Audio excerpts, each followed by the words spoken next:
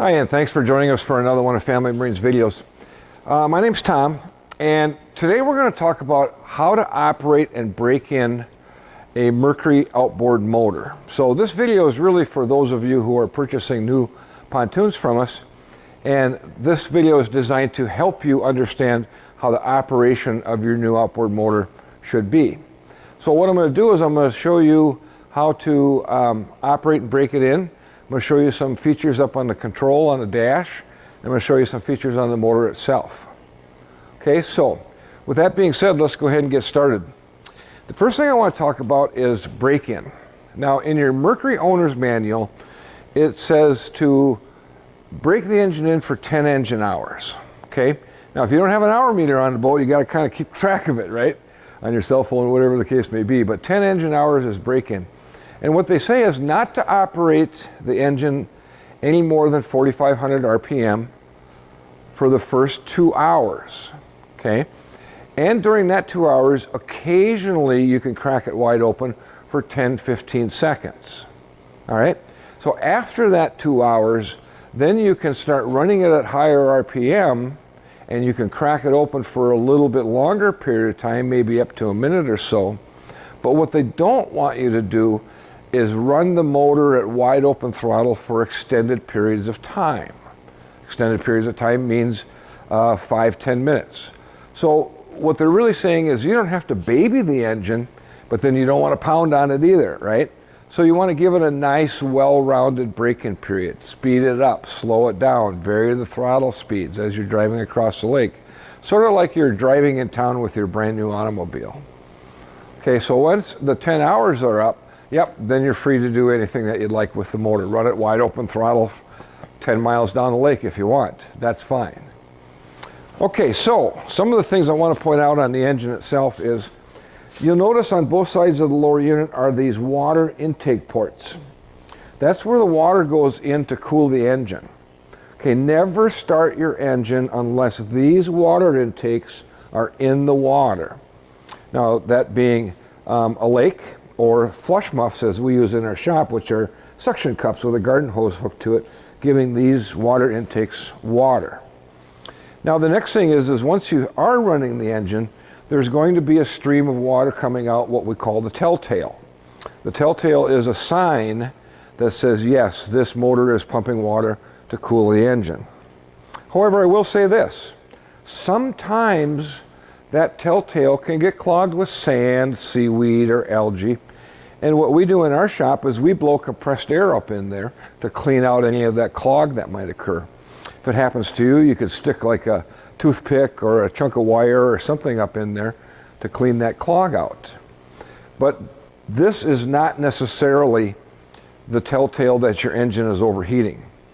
There's actually a horn under the dash that when this motor hits 240 degrees, that horn will engage, letting you know that you have an overheating situation. Okay, so if that happens, yes, you have to immediately shut down your engine. In fact, what will happen is the motor will slow down to no more than 1,000 RPM when that horn comes on. You could push the throttle handle all day long and the motor will not exceed 1,000 RPM. Okay, speed limiting overheating warning. So your horn is going on, you're pushing on the throttle, nothing's happening. Yeah, we got a problem. You're going to have to get towed in. You're going to have to find out why we're not getting cooling water to the engine.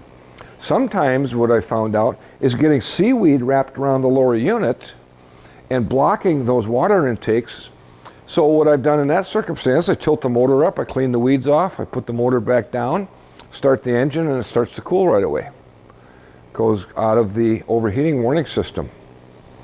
All right. Now, the same warning system is true for the low oil pressure warning system. Although I've personally never seen an outboard motor have a low oil pressure warning horn go off, theoretically it could happen if you had a low oil pressure situation.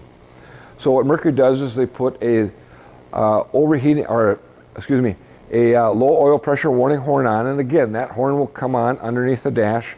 The engine will slow down to no more than 1,000 RPM, letting you know that you have an issue. Okay, on the engine itself is a trim and tilt switch. I don't have the battery hooked up in this one, but this switch is your up and down for your motor. You can raise and lower your motor from standing next to it. Of course, there's an up and down switch on the throttle handle also. But if you're at the back of the boat and you want to raise your motor, yep, you can do it via this switch. A lot of people ask what this little unit is right here. And this is where you hook your garden hose to flush salt water out of the engine. Now, being here in Minnesota, we really don't have to worry about that. So, truth is, we never use that freshwater flush on our boats here in Minnesota. Okay, ahead of that is the fuel water separating filter. The reason that they have a fuel water separating filter on these boats is to prevent water that may be in the gas from getting into the engine and or dirt, of course. Now, in your owner's manual, it tells you that they highly recommend that you use 91 non-oxygenated fuel. What exactly is that? 91 non-oxygenated, there's a sticker on the pump, and that sticker says non-oxygenated, to be used in classic cars, snowmobiles, motorcycles, boats, ATVs, snowmobiles, small engines. There's no alcohol in that gas. Now, why is that good, and why is 87 standard regular gas with 10% ethanol in it not good in boats? Well, here's why. Truth is, this motor is made to run on 87 octane fuel with 10% ethanol in it. But the problem that we have here in Minnesota is, for example, let's say you have 87 octane fuel with 10% ethanol in your tank, and your boat sits at your dock for 2, 3, 4 weeks without being used. What can happen is the alcohol that's mixed with the gas can separate and settle to the bottom of the tank, and then that alcohol naturally absorbs moisture, so it'll draw humidity into the tank, condensate that humidity so that the alcohol can mix with it.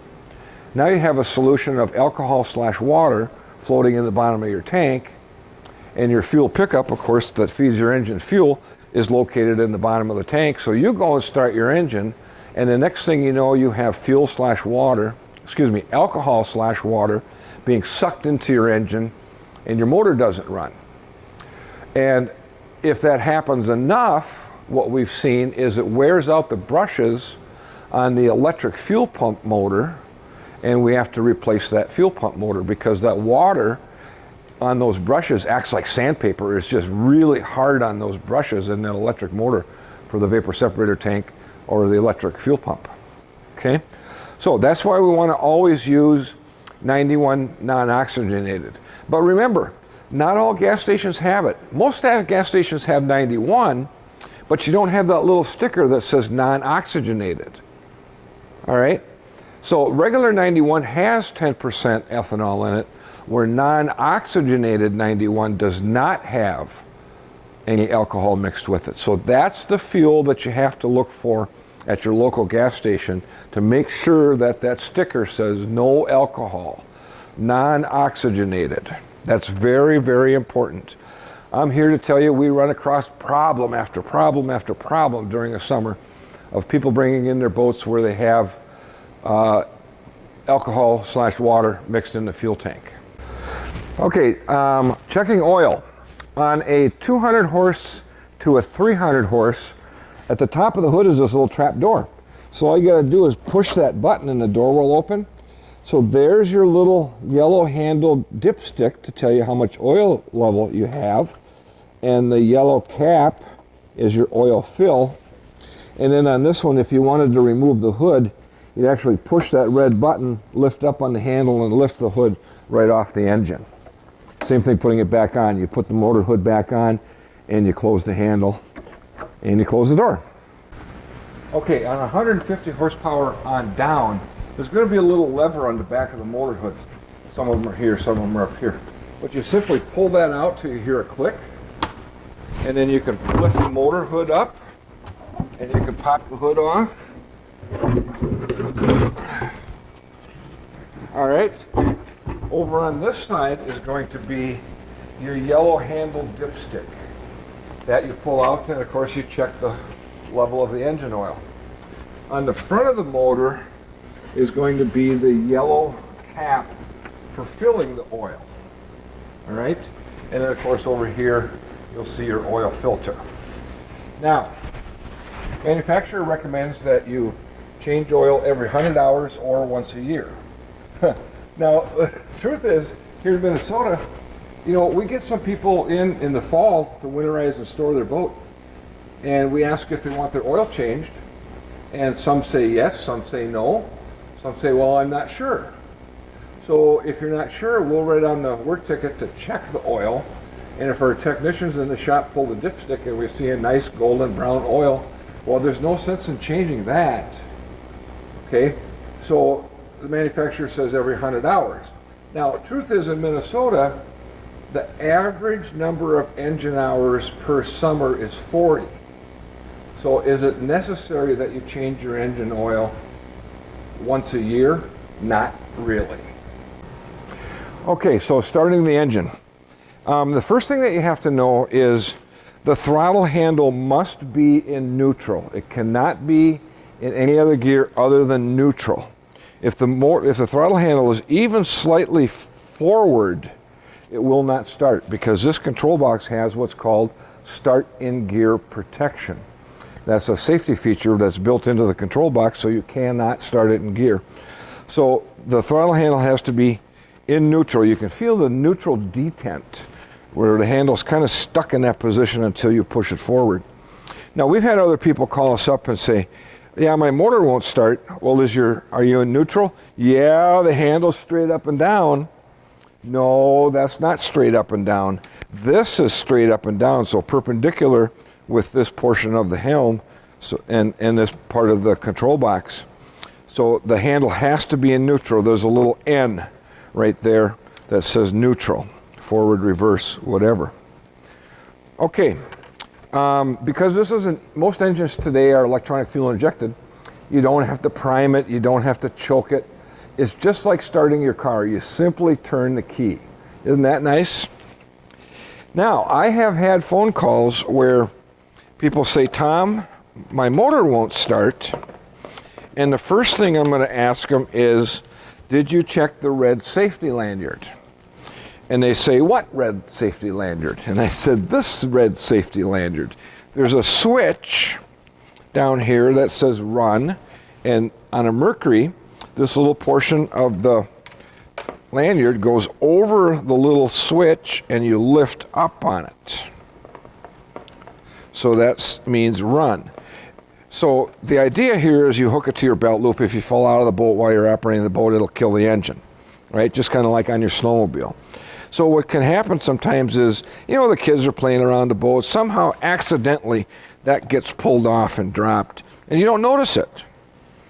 So this little clip has to be on, and that red switch has to be in the up position in order for the motor to start.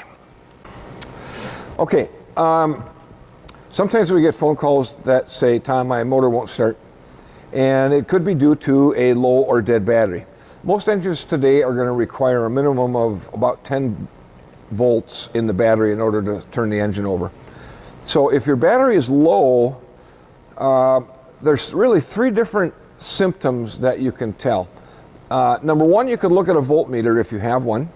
And if you're down around 10 volts or less, yeah, the motor's not going to start. Number two, you could try to crank the engine over. And some engines will crank over kind of slowly, like your car. You know, when your car battery's low, and your engine goes whoom, whoom, whoom. That's a sign of a low battery. Some engines, you'll just get a click. You'll turn the key to start, and it'll go click, click, click, click. That's another sign of a low battery. You don't have enough amperage or voltage in the battery in order to crank the engine over. And some engines won't do anything. You just get nothing. It's just completely dead. You turn the key and there's no sound, there's nothing. But yeah, maybe you have enough amperage to use your trim and tilt. You can raise and lower that. But you don't have enough voltage to start the engine. Like I said, you need a minimum of 10 volts in the battery in order to crank the engine over to get enough energy to fire the ignition system.